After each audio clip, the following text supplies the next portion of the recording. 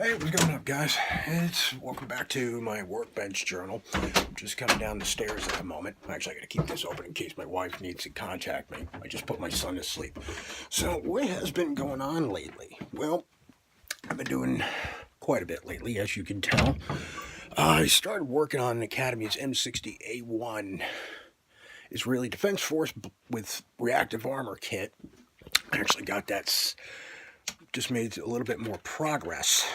I don't know why I'm looking the opposite direction when the camera's right to my right.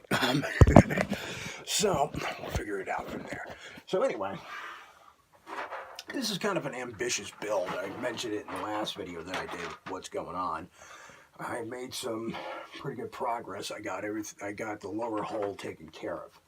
Now, the reason why I'm doing this as an M60A3 instead of an M60A1 is it's a unique subject. And it's something I wanted to do because Israel did order about 300 to 500 of the type of the M60A3 and put them in service. I don't know if they saw any combat or not. They probably have. And I'm not going to go with any history. I'm not going to give you a brief history. I might do it in a future video on how the M60 in Israeli Defense Force service. We'll see what happens. But I am going to tell you what I've been doing so far from the last I left off. Finally started painting, of course. Here's what we did with the road wheels.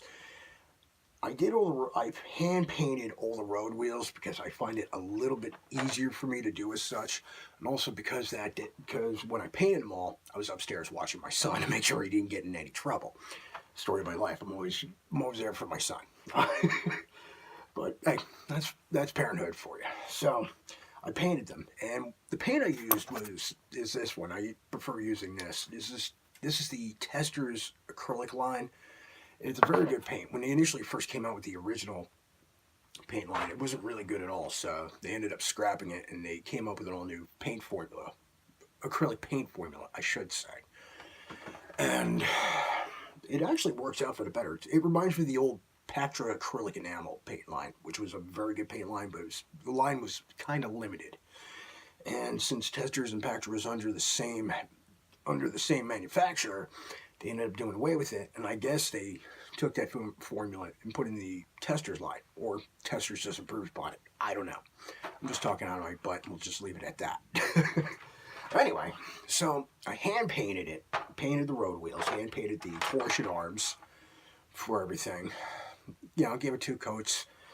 The advantage to acrylic paints is, as soon as the first coat dries, it's dry to the touch. It's not like enamel where you got to wait a couple days and then paint it again, or hand brush it again for fear of lifting the previous coat off of the paint, off the plastic.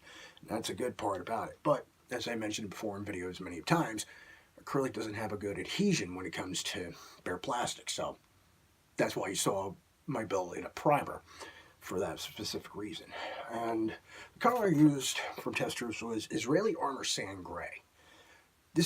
To me, this is more like a generic color for most Israeli subjects, but according to some people who've used it, it's a very close match to the actual color, like from the Magach on, or when they repainted everything during the 80s and 90s.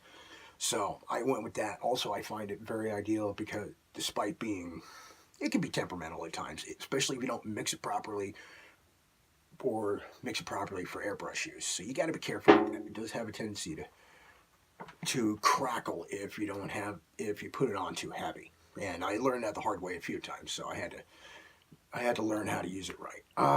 Anyway. Oh, and a side note, it's a shame they discontinued this color in the acrylic line because I guess it's because part of it is it really wasn't a big seller, but also the other half is there's other companies out there like Vallejo and AK Interactive or MIG Ammo by MIG Jimenez, I think. If I can get that right, they've made Israeli Defense Force colors, and Life Color also made a few colors for it. So it's really a no-win situation. But if you can find these bottles, get them. They're not going to be cheap, but they'll be worth it. And Testers acrylic is pretty good. From my experience, Testers acrylic is generally good, whether airbrush or hand brush, depending on what you're doing. So back to what I'm doing. So I got the road wheels done. Once they were all dried, it was flat black for the for the rims. As you can tell here, I also had to do these, but with a smaller paintbrush. I actually had to break out the glasses for it because, as I mentioned before, I'm a welder. So my eyesight isn't that great. It's been slowly wearing down over the years, and even if I wasn't a welder, my eyesight was going to start getting progressively worse anyway. So that's part of it, of course. So I had to break out the magnifying glasses for it. Got everything painted, put it to the side, gave it a rest, and then I turned my attention to the lower hull, which is done. I also started work on the upper hull, which is somewhere. Oh, wait. Right next to me. Ta-da! I just started a little bit of work on it. I used a double action airbrush. I used my double action airbrush to paint the lower hull itself, and I started really making a workout with the airbrush. I use a Badger 155 Anthem series. I used to use an Aztec, but unfortunately I'm very heavy-handed, and I broke a few of them. This is not the fault of Aztec, by the way. The Aztec makes very good quality airbrushes. I just have a very, very heavy hand. You're not sure? I have these two fingers lock, and I have kind of sort of a carpal tunnel going on, and I'm left-handed on top of it all, so it doesn't add any help. So I use this. The reason why I use Badger, by the way, is because they're rugged and reliable. For me, I've used a Badger 350 single action for years, and I had a Badger 150 double action, which worked wonders. So I learned my mistake. I learned it the hard way, so I went back to this. I used this, of course, using rocker, varying the nozzle for using the fine line for getting into the tight spaces to a little bit wider for general coverage. I did this in 2 coats. I used the first coat is just a simple biting coat, your main coat, and then I do my second coat, giving more opaque, solid, uniform finish, and this is the result I got. If you're wondering why it looks this kind of weird color, it's because I got 2 fluorescent lights overhead here. Well, not overhead, they're right on my bench, and then I got some lights above here, which is supposed to be more like daylight, but it's got more of a slight purple touch to it for some odd reason with all my colors. So I check them outside in the sun if I'm not absolutely sure what I'm doing when I'm doing color checkups or cross-referencing. So got this all dry. I got this all painted up. Put it aside, let it dry. Then, of course, I got called up to take care of everything, so eventually I'll get to the upper hull tomorrow, or whenever I get the chance. I've been busting my ass, as you already know in the previous video. Took care of that, put it aside to dry. Everything in between, I was doing my research. I added the parts that I needed for working on specific M60 in Israeli service. This was actually known as the Magach 6C. Now, the Magach 6... basically, I don't know where the name Magach came from. I don't know if it's derived from Hebrew or it's an acronym or something. I know there was a reason for it. Nobody really knows for sure. There's a lot of speculation. Since I'm building a Magach 6C, A, B, C, and they call it the Gimel. Why, I don't know. It's best to look it up. Of course, everything in between, when I was assembling everything, I actually had the reactive armor on the turret and on the hull. Everything came in individual pieces. It's going to be the same on the Italeri kit. Even if you buy aftermarket sets, it's individual blocks. But here's something you got to keep in mind when you're gluing the blocks on. No two are exactly alike, so check your references and just put everything together and hopefully you get it right. But the beauty of the Academy kit is they do have a picture guide on where all the racket blocks are placed, which I'll show right here. As you tell, this is the right side of the turret. You got the left side of the turret. So it made life a lot easier. And even though they're in black and white, they're still pretty clear and precise, because apparently this was used for the USMC version, which was dark green, and the Academy kit is more of a sand gray color, as you can see here. Of course, like I said, I had to do some not so much modifications. I had to be selective with my parts. For example, I had to add the crosswind center and the barrel, which is mostly seen on the M60A3. Now, if I was building the Israeli M60A1, I would have used, if I can find it, hey, there it is.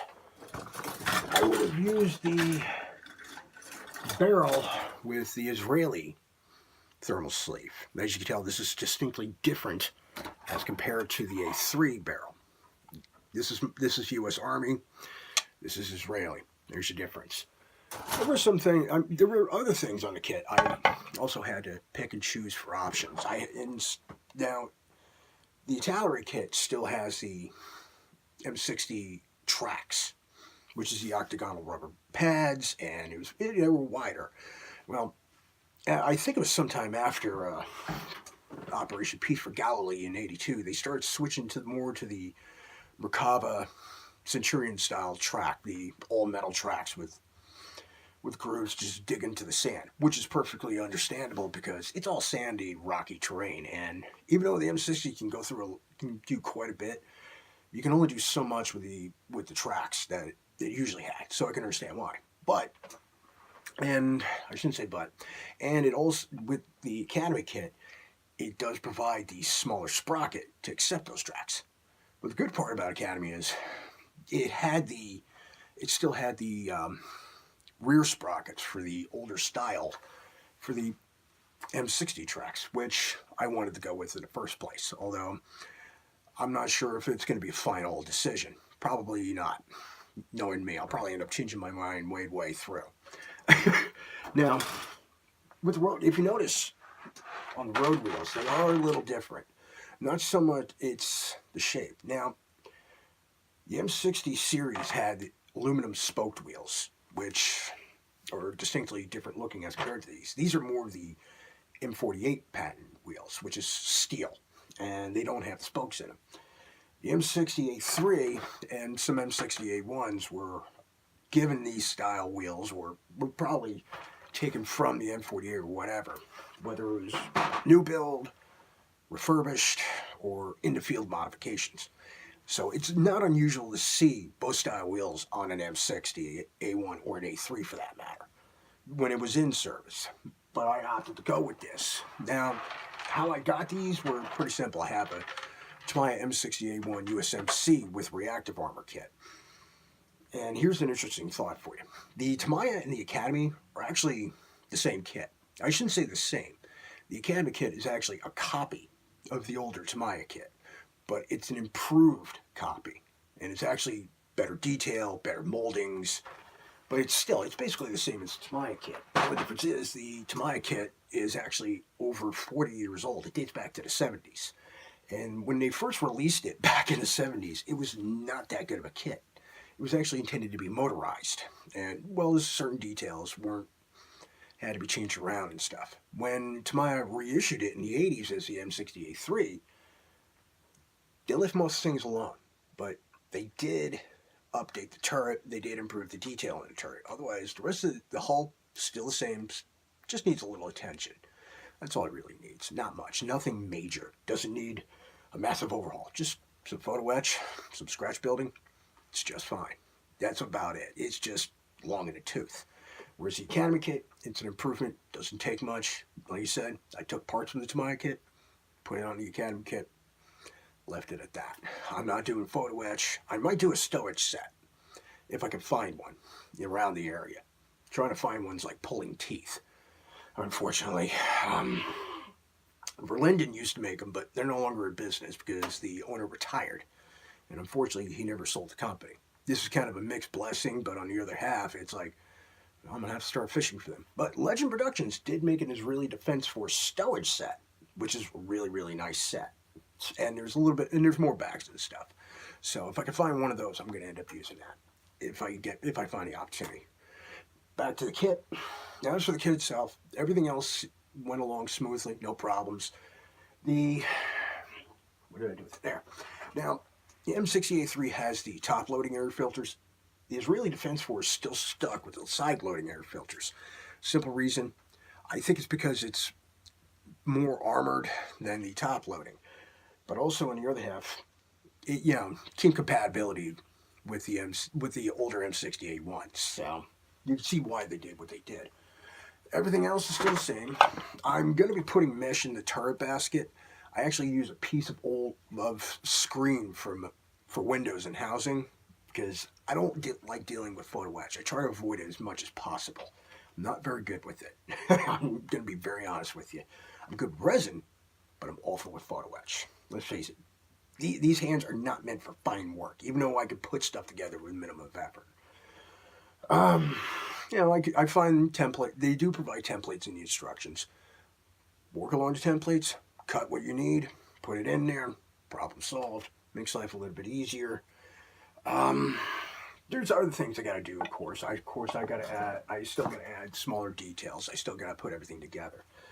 And the reason why I started working on an armor kit is because I'm burnt out from aircraft. I'm gonna be very honest. I needed a break from it. I didn't want to deal with anything complicated like the Trumpeter T80 or the Trumpeter T32, but I didn't want to do anything stupidly simple.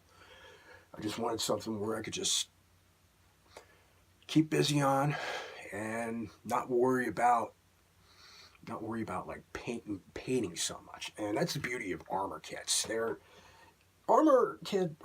plastic model armor kits and plastic model aircraft kits. It's kind of like fruit. They're still in the same category, but it's like apples and oranges. It's just, do you want something more temperate or do you want something more citrus? It depends on what you're looking for. And in this case, make your own decision. Armor is different and it's not as complex. Like I said, the painting's pretty simple. The weathering, the good part about armor is with weathering wise, as I jump over and stumble over my own words, by the way, everybody, is that it's, in a sense, it's more forgiving. Not as many colors unless you're opting to paint a tank crew. There's a little more creativity involved. You can get away with battle damage if you want. You can get away with a lot of things. Most subjects in armor are one color. There's rare multicolor subjects unless you're dealing with like U.S. Army camouflage schemes during the 70s and 80s. The three-tone NATO scheme used in like Germany, United States Army, and Marine Corps, of course. And of course, modern Russian armor. But in most cases, it's single color. Israeli armor, it's single color, makes life a little bit easier, but also leaves room for, you could dirty it up real good. You don't have to use just a pen wash. You can scuff it up a little bit. You can add a little bit of metallic, like where the paint was exposed. Tracks, you could dirty up some more. Speaking of tracks, now I mentioned I'm going to still be using the older style M60 tracks. And since it didn't provide vinyl tracks, the Academy kit did not provide vinyl tracks, I'm opting to go with the AFV Club's track set. This is a wonderful set. It's very simple to put together. You don't need glue. If you want to, you can use it when it's all said and done. But it goes together very beautifully. Of course, you're going to have to paint more, but it's worth it. Here's the instructions on the back. You got one of two ways. You can do them one at a time, or you can do them in groups. Put everything all together. Just make sure you have an exact count that you need for each side. That makes life easier, a whole lot easier. And they fit all the M60 tank kits that are available. From the latest from AFV Club, all the way to the old Tamiya kit. They're generally the same. There are other companies out there. You got Bronco. You got D Bronco models, which is a little more complex, but they don't quite fit. You also have DEF, which is a resin company, and that makes aftermarket tracks. If you want to deal with resin, you can. And I think, no, not Trumpeter. I'm trying to think who else. Well, whoever it is, it don't really matter. Or you could just pilfer vinyl tracks from Tamiya kit if you want. In my case, I'm going with these. These are a lot easier. They generally fit well and stuff. But this is what I got so far with the M60 kit, with the Gimel, I should say. So, any future videos, if you see any more progress that I'm talking about, I'm either going to refer to it as the A3 or I'm going to refer to it as the Gimel. So, that's the other thing. But, as I was saying about armor, another part about armor kits is it's far more forgiving than it is with aircraft. You can get away with a little bit more. If you make a screw up, you can always fix it accordingly. Unless you're too far into the build, then you're kind of screwed. And I forgot to mention, I was going to use another reason what makes this Israeli version different from the U.S. Army version or any other country that uses the M60. Notice a couple here. Now, the M60 has a different, I would call it a third turret because it's got a 50 caliber machine gun, but it operates independently. A turret can go one way, the coupler can go another direction. And the disadvantage of this, it had a higher profile. So what Israel did was they replaced it with an Erden style coupler, which is kind of similar to an M4 Sherman. I mean, it's got disadvantages, but the other advantage is it's low profile, so it's kind of hard to hit the tank commander. All he has to do is pop the hatch and duck. But I will be adding the machine gun to it, which will be on a separate mount, and so on and so forth. I'm going to try to do as much as I can on this. I only have limited amounts of time between, especially with the holidays.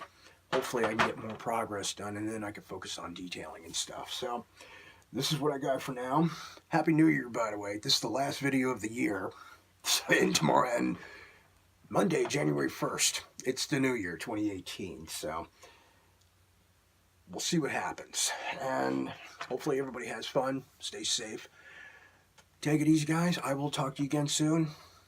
And Happy New Year.